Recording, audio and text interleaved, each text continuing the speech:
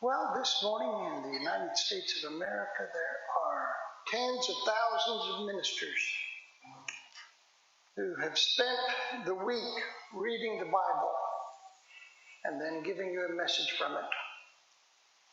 So this week, I went instead to the Recording Industry Associations of America's website, specifically their site called The Songs of the Century, and noticed, perched at number 5 on the list, Don McLean's song, American Pie, which debuted in 1971 when I was 10 years old.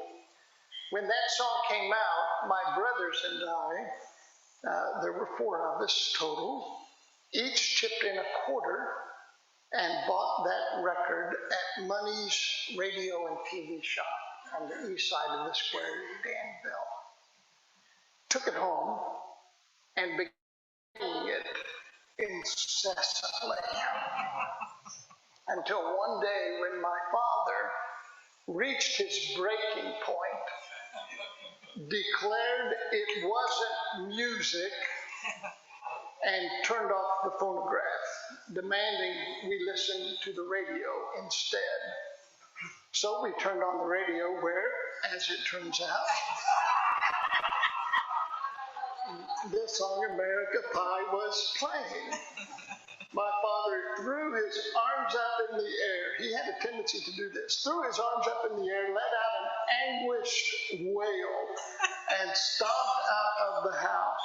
As I reflect on that event some 50 years later, it occurs to me it might have been the start of my father's struggle with alcohol. I'm not sure, they just seem to coalesce there in my memory together. Because God likes a good joke, I was present this past week when our granddaughter Madeline was listening to Taylor Swift, who I honestly know nothing about, though that did not stop me from telling Madeline that music was much better when I was a kid. She's 7 years old, so I pointed out that when I was 7, I listened to Hey Jude and Born to Be Wild. But she said Taylor Swift was better. What could I do? I threw up my arms in the air, let out an anguished wave, stomped out of the house, and drank my first beer. Why do we do this to our children, and why do we do it to one another? I've been talking about stuff I want to do before I croak. I'm calling it my geezer's Manifesto. So today I want to talk about embracing modernity and not fearing it. Starting today, I can't make the correct, unfortunately, but starting at this moment, I will refrain from telling young people that music was better when I was a kid. Neither will I fall into despair, believing those who are younger than me lack the intelligence and will to solve the problems that seem intractable today. In my geezer years, I will remind myself of this. Now, if you get nothing else from today's message, get this.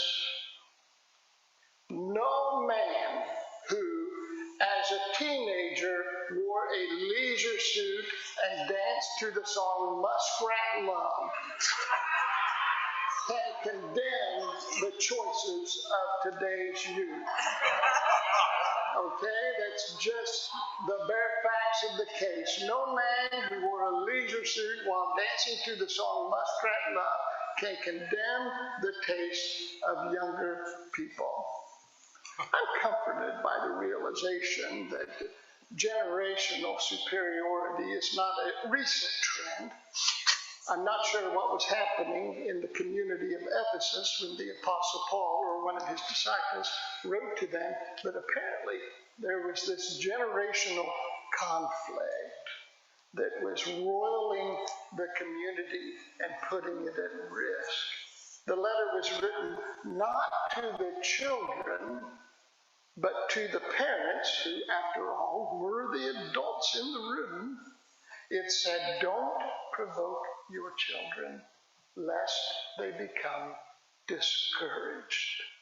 Don't provoke your children, lest they become discouraged, having lost confidence or enthusiasm, disheartened.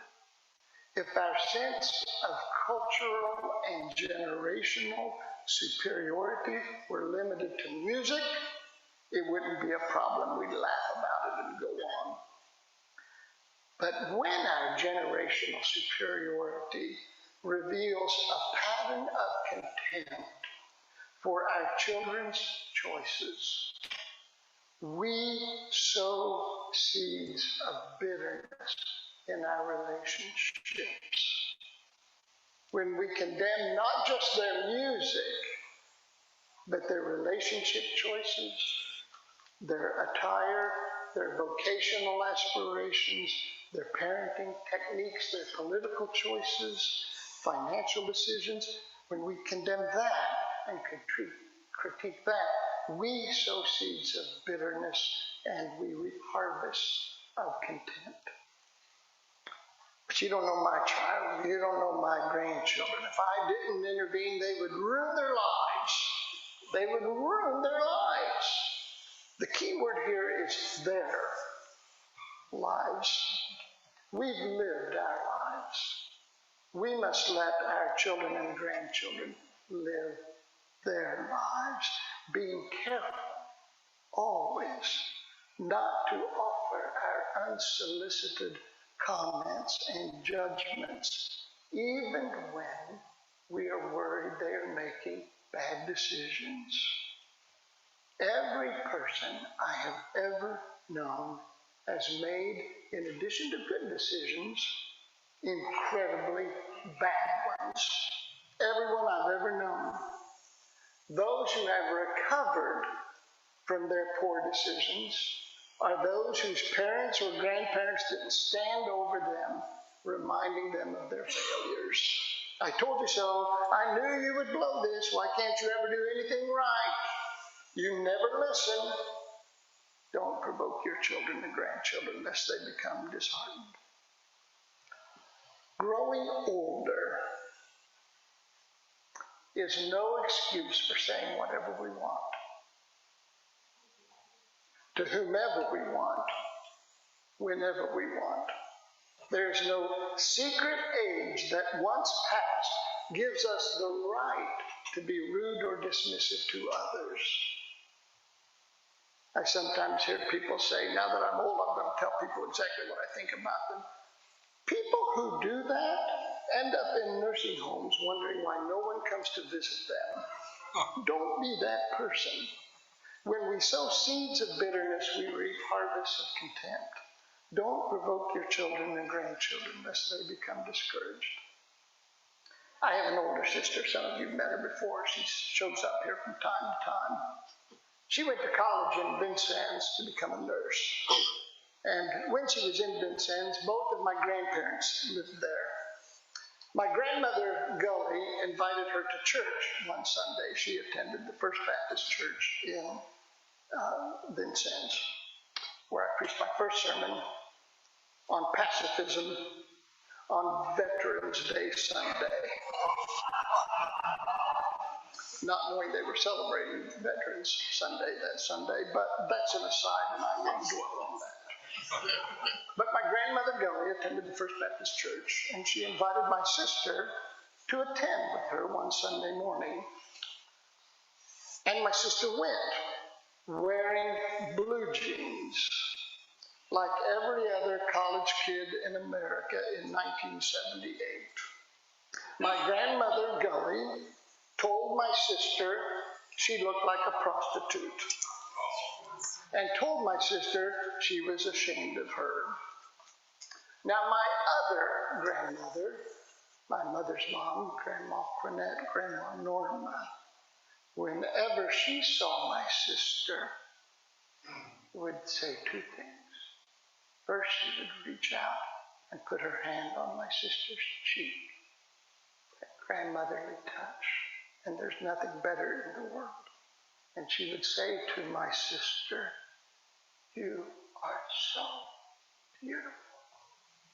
And I'm so proud of how well you're doing in college." To this day, when you walk into my sister's house, there are all these pictures of my grandmother, Norma, hanging on the wall in every room, while all the pictures of my grandmother, Gulley, are in a box in the closet. If you want to know who someone loves, look at their walls. Look at their walls.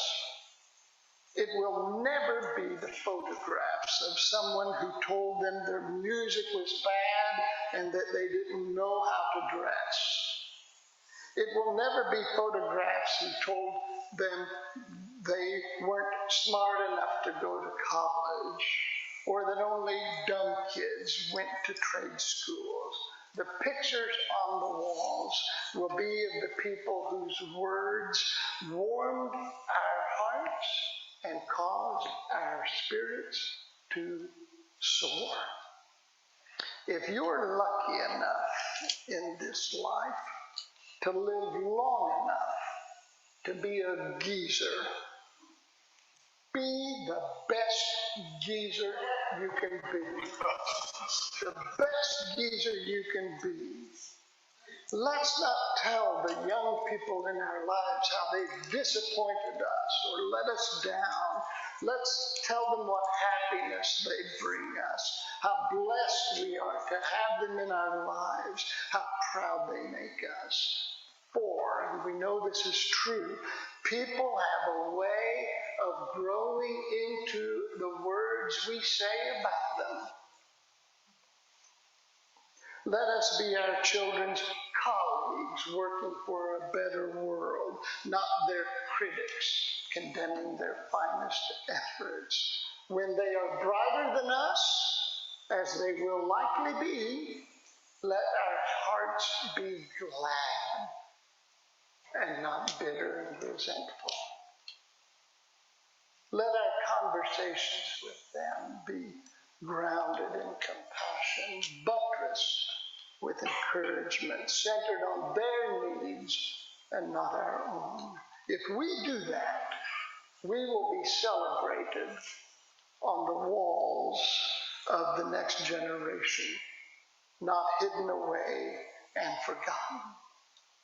This, incidentally, is why so many people today hang pictures of Jesus on their walls and not pictures of Pilate, whose cold and calculating words nailed Jesus to the cross as surely as any nails. Aspire to the walls, friends. Aspire to the walls and not the closets. Aspire to the walls.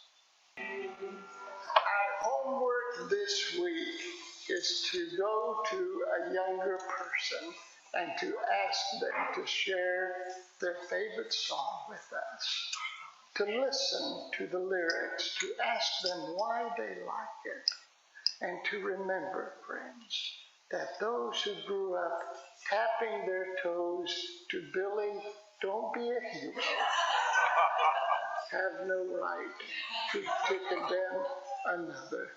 So listen, friend, and learn and welcome the young people in your life into your heart.